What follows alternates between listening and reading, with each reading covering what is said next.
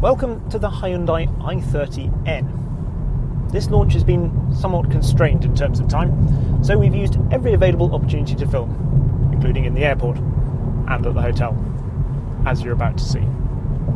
Anyway, we hope you enjoy. It's Sunday afternoon, we're in Heathrow Airport, we're off to Rome, and I'm quite excited because I don't really know what I'm going to find. We're on the Hyundai i30N launch, and this is the launch of a whole new performance brand. So it's not like a new Golf GTI where you kind of know roughly what you sort of expect, I suppose, or you get focused, then you know what to expect with an ST compared to an RS. And this is all sort of, it's unknown.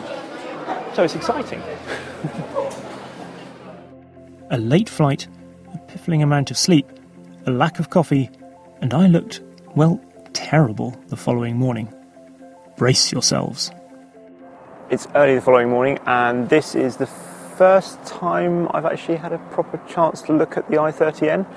It's no Civic Type R, that's for sure. There are no sort of massive wings and scoops and intakes and stuff like that, which many will think is a very good thing indeed.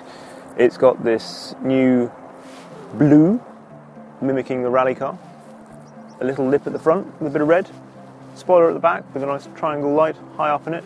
But apart from that, and some bigger wheels, it's subtle. Thankfully, I found coffee, and soon we were on the road, heading about an hour north of Rome to a racetrack called Vallelunga. So the exterior is quite subtle. What about the interior? Well, if this is your first exposure to a Hyundai, it's not a VW, but it's well spec'd. I'm not sure about this, which has sort of just been plonked here, a little bit like a Sega Game Gear, if you're old enough to remember what one of those is. And to be honest, I'd rather Hyundai spent the money on the proper mechanicals rather than lavishing this in all sorts of fake carbon fibre. All the touch points in the car, well, they've obviously worked hard on those. The steering's nice, good to hold, covered in leather. Gear knob, very nice. Seats set possibly just a smidgen too high, but whilst not exactly giving you a bear hug, they do hold you decently in the corners, which is just as well.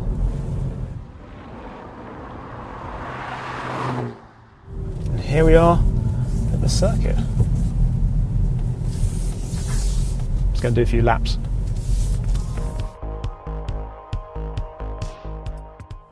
Vallelunga is where things began to get interesting.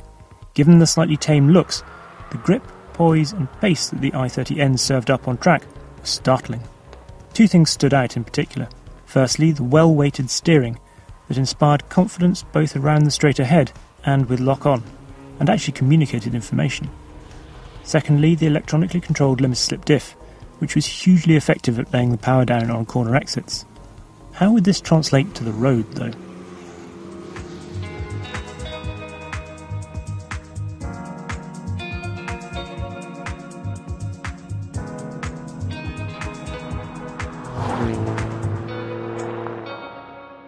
I should say that there are two versions of this car. There's the i30N and there's the i30N Performance, which is what we're in. This gets an extra 25 brake horsepower, gets bigger wheels, they're an inch larger in diameter and half an inch wider as well. It also, interestingly, gets its own specific tyre. Now, there's a Michelin Supersport on the standard i30N, which is a very good tyre, but Hyundai seen fit to actually go and develop its own tyre with Pirelli for the Performance, as you can tell by the little HN badge on the sidewall. You might be wondering why N. I mean, we've had all sorts of letters for performance, RS, RS, M for BMW, and now N. Well, it stands for, was the N for Nürburgring, and the N for Namyang, which is in South Korea, and also apparently it looks like a chicane, which this car is obviously built for. So now you know. N, the new performance letter. In normal driving, you've got three modes accessed by this drive mode button down here, so Eco, Normal and Sport. What we're interested in, though, are the N and N custom modes accessed by this checkered flag button just here. In the N custom mode, you can tailor pretty much everything: steering, suspension, the electronic, the controlled limited slip diff, the ESC, the engine, the exhaust sound. You can make this car your own. The T-GDI engine is a turbocharged 2-litre inline 4-cylinder. It puts out 247 brake horsepower in standard guise, or just over 270 brake horsepower in the performance version. Both cars get 260 pounds-foot of torque, with an overboost function increasing that to 279 pounds-foot. And the performance version will hit 62 miles an hour from a standing start in 6.1 seconds. In terms of character, well, it's fine. Like most of the other similar engines in this class, it is strong and effective without being particularly memorable, in spite of the pops and crackles that sound like a slightly more natural version of a Focus RS.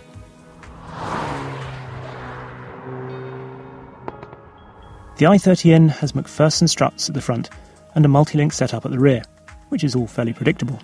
But it also has some pretty trick dampers, and they were put through about as tough a test as I can imagine on the launch. In normal mode, the ride, while not pillowy soft, was perfectly comfortable on the motorway. On track, the damping was every bit as firm and sportive as you could wish, but the most impressive thing was how it dealt with Italy's version of a B-road. Some stretches were so bumpy, cambered and generally gnarly that it looked as though there had been a localised meteorite shower. Yet the i30N took it all in its stride. I've knocked the suspension back one notch just to sport for these bumpy roads, just because otherwise you do get a bit of torque steering. It really is very impressive. I'm surprised by just how much you can grab this car by the scruff of the neck. The diff works really well. Steering's accurate, well weighted. There's throttle adjustability in there as well, but it's progressive when it reaches the limit. The gear shift feels tight. It's a bit notchy around the gate, but I'd rather that than it be vague and floppy. The brakes are fantastic. There's a really nice firm feel from the top of the pedal, so you can lean on them into corners. Trail brake if you want, just to help get the nose tucked in and then get back on the throttle on the way out with the diff. This is a seriously impressive car. Perhaps we shouldn't be surprised that Hyundai's had such a good first stab at a hot hatch. After all, I mean, their World Rally team's doing rather well. And the man in charge of the Hyundai N division is a chap called Herr Biermann. Those of you that know your BMWs will recognise that name as belonging to the man who originally joined BMW as part of the E30 M3 development team and, decades later, had risen to chief engineer in the M division. Despite not being used to the front wheels doing the driving, he appears to have sprinkled more than a little magic on the neighbouring letter in the alphabet. And all this for just £25,000 in standard trim, or £28,000 if you want the slippy diff, trick tyres and extra power. As you can tell, I was very impressed with this car on the launch. I think GTIs, STs, even RSs will underestimate it at their peril. All in all, it's been a very impressive day with the new Hyundai i30N performance, but perhaps encouragingly they've actually sort of gone even further. This one's here, and to the sort of casual glance, it's exactly the same, but this has got Trofeo R tyres on it, it's got padded pads, there's a three-way adjustable anti-roll bar at the back. Inside there are some Recaro buckets. They mean business, Hyundai, and they're going places with this brand. This is not just a sort of a toe in the water. If anything, the mechanicals, I think they've got sorted. We don't need to worry about those. They clearly know what they're doing. I would like to see the car probably grow a bit of a bigger wing, a bit of a bigger splitter, just perhaps some fatter arches. I think mechanically, brilliant. Looks-wise, they can go even further. Luckily, there is a car here that proves they can make one look very good indeed.